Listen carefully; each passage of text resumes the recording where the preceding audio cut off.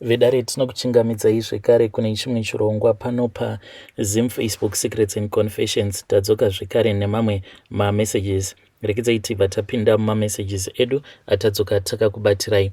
Message yedu yekutanga yakamira sekudai so: hanzi makadi zvenyu mukoma, ndinokumbirawo kuti munge muchindiposterawo nyaya yangu makavikawo chitupa changu. Zita rangu ndinoitwawo Charles. I am from Zim and I have been living here in Canada for the past 8 years. Ndinewo nyaya yangu iyo yandikudawo kushare nemi.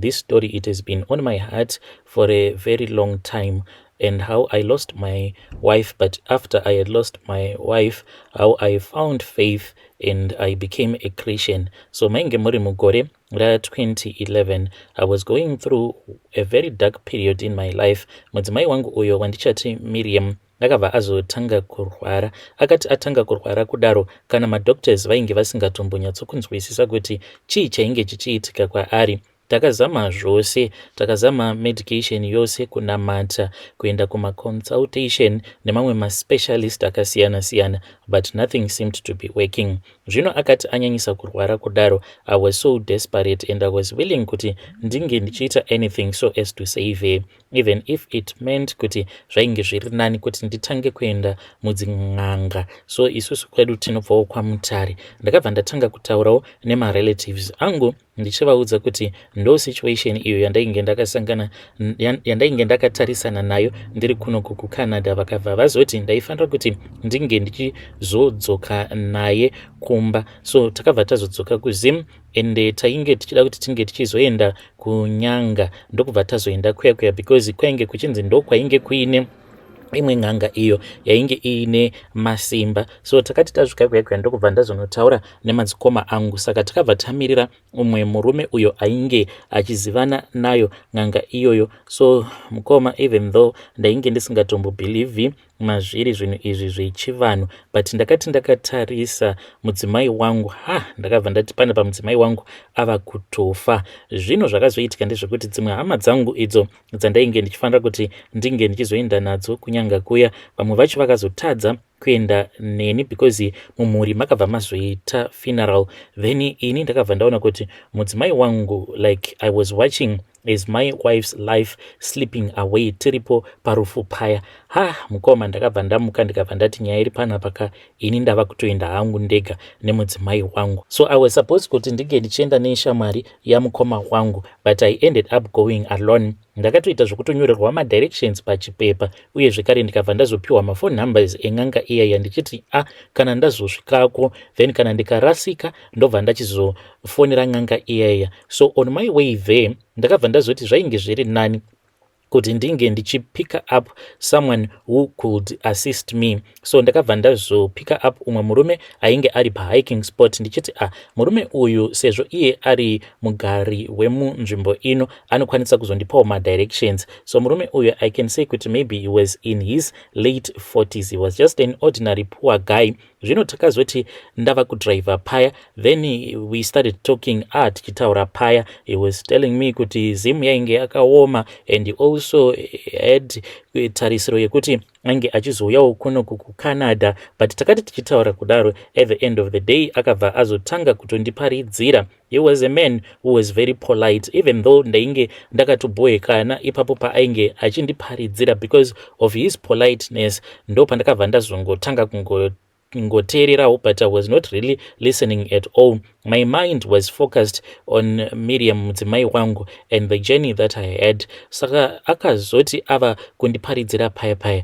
He spoke with so much conviction, telling me kuti no matter how desperate the situation was, but ndainge ndichifanira kuti ndinge ndichizovimba muna Mwari. Handizive kuti chii chakanyatsokuitika mukoma, because akati achindiparidzira kudaro, it was like something in his word touched me deeply, as if iye ainge achitoona kutoti ndainge nditori panguva yakaoma. That was when I started feeling like I wanted to cry. Mukoma nachi ndakazama kuti ndinge ndichiita hold back my tears, but I could not. I broke down right there in the car and I started crying as if I was a child. I then parked the car and he did not judge me. or tried to stop me from crying. Akaramba achingoparidza paya, and he kept speaking about Jesus and how God loved me and wanted to carry my burdens. In that moment, that was when I realized kuti I had been trying to control everything on my own, and I had been focused on finding a solution, any solution,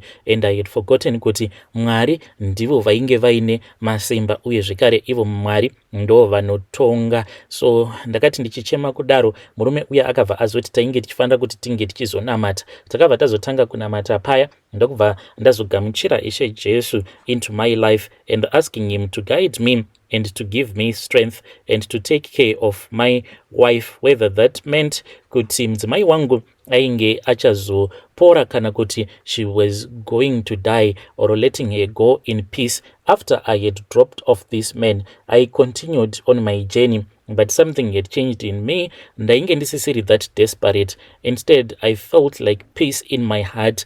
When I arrived in Nyanga, mukoma ndakazoti ndasvika kunyanga kuya, instead yekuti ndinge ndichienda kumba kweng'anga iya handina kuzoenda kumba kweng'anga, yakabva yachizotanga kundifonera. This was when I had turned around and I went back home. Ndakati ndasvika kumba ndikabva ndazoudza bhudhi vangu kuti ndainge ndisingakwanise kuti ndinge ndichiita izvo zvandainge ndakafambira all the way from Canada. And even Miriam, like she also said it was fine if this meant kuti it was time for her to go. It was far much better to go, yet achiziva kuti she was going to paradise. Vana mukoma vakangoti it's fine, kana dziri dzosarudzo dzako hapana kana problem. It was the hardest thing. Takazoti tadzoka kunoku ku Canada, I watched my brother as he was dying slowly. One night I had to call the ambulance. Ndava kuona kuti mudzimai wangu, she was slowly slipping away. It was the hardest thing that I had to do. Takazoti tasvika kuchipatara kuya I was holding her hand and I knew in my heart kuti mudzimai wangu, she was now about to die, but I knew at the same time kuti she was in a better place, because ipapo kana kutaura ainge ava kusagona kutaura. But mazuva awo atakadzoka kuno ku Canada, we would be reading the Bible together, tichinamata tiri tose. Vachitondiudza kutoti kana nguva yangu yakwana, I want you to know kuti I will be going to a better place, free from pain and suffering. Mudzimai wangu akati afa kudaro, ndakachema. Her death broke me, but at the same time it also saved me, because ndakabva ndazotanga kunamata. I had found faith even though I was desperate. And right now ndiri munhu anonamata. I do miss my wife a lot. As a human being, dzimwe nguva ndinombozvibvunza kuti asi ipo paya dai kwanga kuri kunzi ndakasvikako kumba kweng'anga iya mudzimai wangu kuti angadai achiri mupenyu here kana kuti angadai akafa. But whenever I start to think about that, ndinobva ndatanga kufunga zvose izvo zvandakasiya ndaudzwa nemudzimai wangu. Iye akangonditi kunyangwe ndikafa, do not blame yourself. Unofanira kuti unge uchiziva kuti inini, if I die as someone who is now a Christian, I have gone to a better place. Ndiyo nyaya yangu iyi mukoma. Ndinokumbirawo kuti munge muchizondiposterawo nyaya yangu makavikawo chitupa changu. Saka ndiyo nyaya yangu iyi mukoma. Kana mukazopostawo ndiziviseiwo, ndichange ndichizoteverera mucomment section. Vedare ndo message iyo yandakatumidzirwa ichibva kuna mukoma vedu. Kana kuri kunzi unenge uine testimony yako iyo yaunenge uinayo, please feel free to come to my inbox and share with me your own side of the story. Hanzi ndiyo confession yangu zvekare ne testimony yangu pakaipa. Ndikidzaiti vataenda panyedu inotevera. Nyedu inotevera yakamira sekudai so. Hanzi makadi zvenyomukoma, ndinokumbirawo kuti munge muchindiposterawo nyaya yangu makaviga chitupa changu. Zita rangu ndinoitwa Tendai. Originally I am from Zim, but ndinorarama ndiri muno mu Cape Town for the past 5 years. Saka ndakauyawo kuno ku Cape Town wanting to build a better life for myself. For a while everything was going on very well, but iko zvino zvupenyu hwangu kwandiri kurarama, it is a total nightmare. It was all because ndakazobatwa nemweya weruchiva. Mushure mekunge ndabatwa nemweya weruchiva, I then made some choices, some of the choices that I knew kuti were very wrong, but at the same time ndakatongozviudza kuti izvi ndo zvainge zvadiwa nemwoyo wangu. Ndainge ndichifanira kuti ndinge ndichiita izvo zvainge zvadiwa nemwoyo wangu. So 3 years ago I was in a relationship. Ndainge ndichidanana nemusikana wangu uyo wandainge ndichida, uyo wandichati Chiedza. Chiedza ainge ari musikana ainge aine moyo werudo. Chiedza uyu ainge ari munhu ainge ari bold, and she was a loving woman, and I believed kuti inini naye we were supposed to get married, and aiti ndikatanga kutaura naye mwenyatsokuona kuti munhu uyu ane respect deep down mukomanashi, even though Chiedza ainge akanaka, but I was not sure.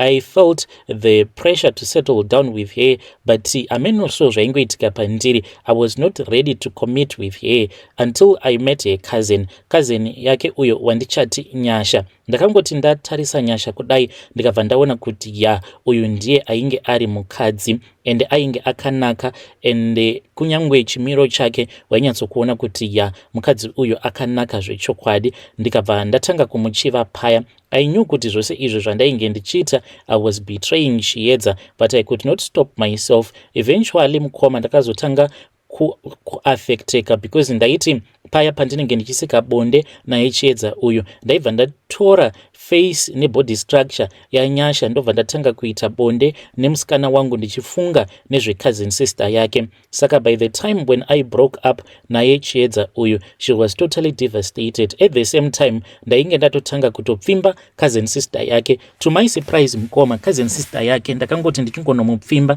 akabva atondiudza kutoti ainge atova almost 2 years asingachazivi chinonzi kuita bonde nemunhurume. So isusu tichitanga kuita zvinhu zvedu, it was all about sex, tichingonakidzana pabonde. Ndokubva atoti wandinakidza pabonde ndava kutokuda. Saka ndopatakabva tazobatwa paya, ndikabva ndatongoti handiti takarambana here. Apa ndainge ndichiudza Chiedza. She was totally devastated. She begged me to reconsider, but ndakatongozviudza kutoti inini cousin yako ndiye wandava kuda. A few weeks after our break up mukoma, pane zvakazoitika zvekuti nanhasi uno I feel as if I am the one who caused that situation. Chiedza uyu, she then took her own life, akabva azocommita suicide. Awa ndo maurayiro acho aakazviita. Akatora mushonga wemakonzo ndobva azonwa paya mushonga wemakonzo. By the time that people that were staying at that place where she was staying, when they found out, it was too late. Munhu ainge atofa kudhara. Hey mukoma, ndakangoti ndazotexterwa naNyasha kuti ndo zvainge zvaitika. The guilt hit me immediately, even though ndakatongozvishingisa kuti zvainge zvaitika. I convinced myself kuti she had made her own choices, but mumoyo unongochitongoziva kuti ndini ndakonzeresa munhu uyu kuti ange achizocommita suicide. Mukomanashi ndakazama kuti ndinge ndichizviudza kuti zvainge zvisina kana basa. I then stopped going to church because ndaiti pose ndiri muchurch ndaibva ndatanga kuzvibvunza kuti asi wandiri kumbonyepera chaizvo ambori ani, because ndinozviziva kuti uyu Chiedza uyu ndini ndakakonzeresa kuti ange achizoita suicide. Ndokubva ndaregedza kuenda kuchurch ndikabva ndatanga kunwa doro paya. Shortly after Chiedza uyu ashayika, ndakabva ndazotanga kuona chipoko chake. Ndaiti ndichiona chipoko chake ndaiti zvimwe kuda inhau yekuti ndakadhakwa, because whenever I would see her, like the first time that I saw her, I was drunk. So I thought kuti maybe ndainge ndakadhakwa, it was my mind that was playing tricks on me. But ndakazoti ndirimwe zuva ndainge nditori sober musi wacho iwoyo. To my surprise mukoma, ndakabva ndanyatsokumuona, ndikanyatsokuona kuti uyu ndiye kaChiedza uyu. And ipapo there was no two ways about it. Ndakamuona, she was standing in the corner of my bedroom. She was watching me and she was very sad. Achitoyeredza misodzi ainge achichema. From there on ndakabva ndachizotanga kumurota. Ndaimurota like each and every day, ndichingomurota achingondibvunza kuti asi wakazviiterei. Now that unogara naye Nyasha, uri kufara here? Unombozviziva here kuti Nyasha uyu anokuhurira? That is how I found out kuti Nyasha ainge atori nemamwe my boyfriends, and chipoko chake chakabva chatondeti kana ukamutevera wakadai anenge achitoenda kunoona boyfriend yake. Ndakazomutevera Nyasha uyu. Ndakabuda one day ndichita sekunge munhu ainge achitoenda kubasa, but ndokubva ndazongokona ndikadzoka. Ndakati ndadzoka handina kusvika pamba directly, ndakabva ndaenda pamba pemufesi wangu. So ndakangonopinda muyard even though vanhu vose vainge vaenda kubasa. Ndakangoramba ndakangomira mukoma ndichingotarisa ndichingona mamovements ose. Ndini uyo ndikabva ndazoona Nyasha uya akabva abuda panze pegate kudaro pasina kana nguva pakabva pazosvika imwe motikari it was a Benz, then pakabva pazosvika imwe motikari it was a Mercedes Benz, pakabva patobuda rimwe dhara. Mukoma vakabva vatohagana paya, vanhu ndokubva vatotanga kutotsvodana paya vachitobatana batana, then vakabva vatopinda mucomplex. Ndakarwadziwa zvisingaiti, ndokubva ndazobuda muyadhi muya ndikabva ndazomusvikira nyasha atori nedhara mumba mangu. Takanetsana paya, dhara riya rikabva ratondichikidzira nepfuti because dhara iroro ndere muno muSouth Africa, rikabva rabuditsa pfuti ndokubva razongobuda paya. Ndakarwadziwa. Worst of all, rakabva razoudza nyasha kuti iro rainge richitomuda, saka iye akabva atotanga kutopeka mabags ake ndokubva atobuda paya, akabva atoenda nanhasi uno anogara naro dhara iroro. Kubva ipapo I think kuti heartbreak yandakazopiwa nanyasha ndo yakazokonzeresa manje kuti ndinge ndichizotanga kuita mapanic attacks. Saka ndiri munhu wekuti ndinogara ndichikuita mapanic attacks, uku kuona zvekare chipoko chake chiedza. Sometimes ndinokwanisa kumuka pakati pawo usiku, ndinenge ndichita sekunge munhu ane asthma, ndisingakwanisi kufema, uye zvekare hana yangu inenge ichita kurova zvezvekuti inenge ichita kurwadza. During the day mukoma ndiri munhu wekuti ndinongogara ndiri nervous. Apa kana kwasviba ndinenge ndava nervous zvekare ndichiti ko kana ndikaona chipoko chake, dzimwe nguva ndinokwanisa kutogara panze mushure mekunge ndatanga kunzwa mavoices achindiudza kuti ndinofanira kuti ndinge ndichizviuraya. Chipoko chake chinenge chichinditi, wanyanyisa kutambudzika, wadi waenda pabalcony ukajamba so that unge uchizofa. I know kuti she wants me to jump from the balcony of my apartment to join her in death. I live in the 3rd floor. And each and every time kana ndiri pabalcony, I feel that strong push from someone telling me to jump. Saka I am suffering in silence. Ndinotya kuti kana ndikaudza vanhu, I am really scared kuti vanhu vanobva vazozviziva kuti ndini ndakakonzeresa kuti chiedza ange achizofa. Saka I don't know how to make it right. Ndinozviziva kuti I will never bring her back to life, and I cannot undo the pain that I caused her. I feel like I am trapped in a prison of my own making. Saka ndinodawo kuti vedare renyu vange vachizondibatsira. Mukoma ndichange ndichizotevererawo mucomment section. Vedare ndo message iyo yandakatumidzirwa ichibva kuna mukoma vedu avo. Please ngatizamei kuti tinge tichitaura navo mukoma vedu ava mucomment section. Hey, zvakangoma azvo veduwe, hanzi chipoko chachiedza chinotondiudza kuti dai hako wajamba wazviuraya. Ya, zvakangoma azvo veduwe, ngatitaurei navo mucomment section.